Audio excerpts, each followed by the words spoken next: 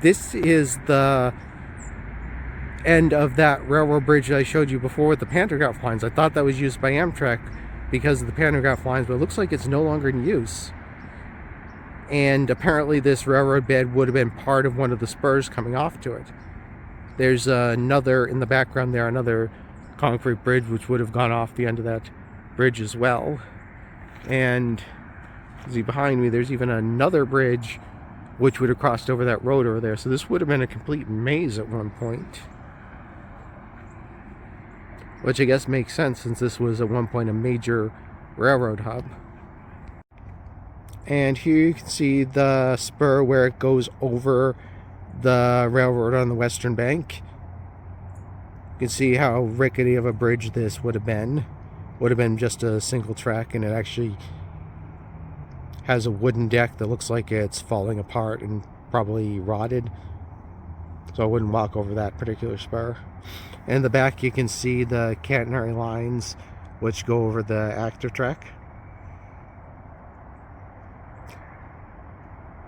Or the what would have been the catenary wires. They're no longer in place because I imagine they've dieselized this entire thing. And I can hear a train in the background probably going to go over that bridge back there. And here's another view of the Walnut Street Bridge, and you can see how a section of that bridge is actually missing. And you can also see the road bridge in between us and them. And looking down this bridge, you can actually see that it looks like it would have been a double track bridge, so a pretty substantial bridge. And actually kind of curious why they decided to close down this bridge and keep that bridge over there. Maybe that bridge was more modern, maybe it requires less maintenance, maybe it was in better shape. Or maybe they just didn't want to have to get rid of all the catenary wires, I don't know.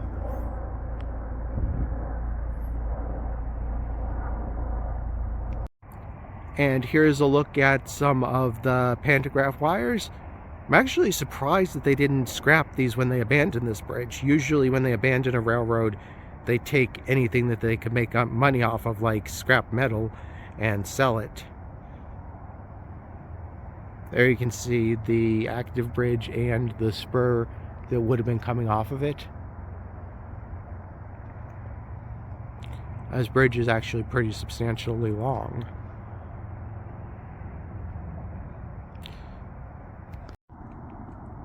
I'm now about at the center of the bridge, and on the side you can actually see what probably was an access hatch at one point. So you can see some lighting going down. There's actually, if you look inside of it, some electrical cables still there.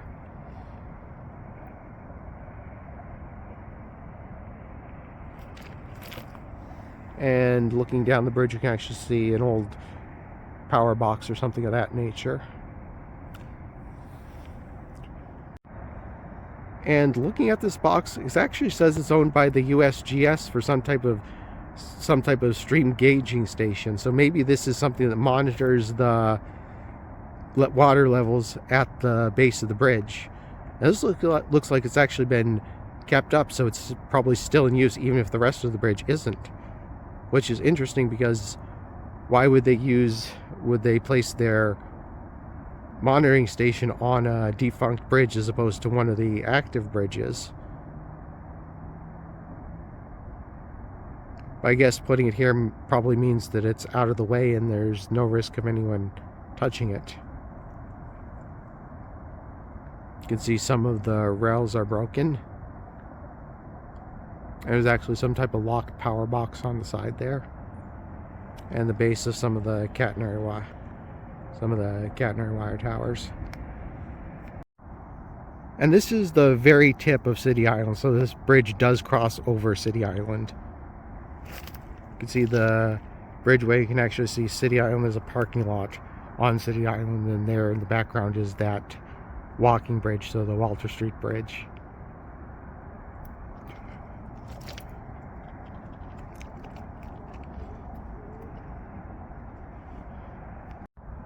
And on City Island, you can actually see a paddle boat that's been taken out of the water for the winter.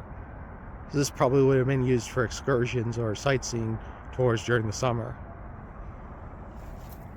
But just looking down the track, you can actually see that at this point it's pretty much overgrown with shrubbery, and I don't really feel like crawling through the shrubs right now, so I'm probably going to start heading back. Plus, it's actually getting a bit late, and I need to make it to the other side and to my car before it gets dark out. But yeah, I'm about halfway across the bridge, so this was a substantially long bridge.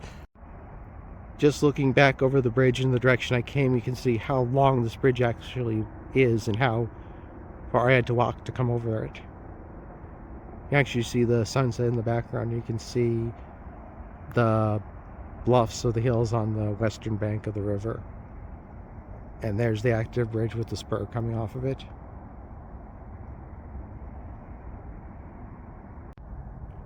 I'm looking down the track to the west, and you can see where the spur would have come off to join that abandoned railroad bed.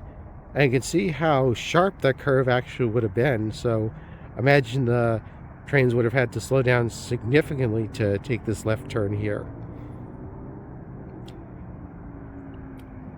Maybe that's one of the reasons they shut this particular track down, because there was so much spaghetti track and squiggly at this end of the bridge. Maybe it was more efficient to just operate that other bridge because the track was straighter or something like that. And at the end here, we actually get to another piece of active track that goes over that bridge over there. So that was that second bridge that I showed you earlier. That's apparently still in use along with this track here. And there's back down the bridge. So I imagine they just kept the railroad bridge, or kept the railroad bed that this bridge was on, but got rid of this bridge and somehow set it up so you can get from the active railroad down below to this railroad bed over here without having to use the bridge. I'm gonna have to look at this on Google Maps when I get home. And here's a pile of railroad ties and other assorted debris that they apparently took off this track. There's a box over there.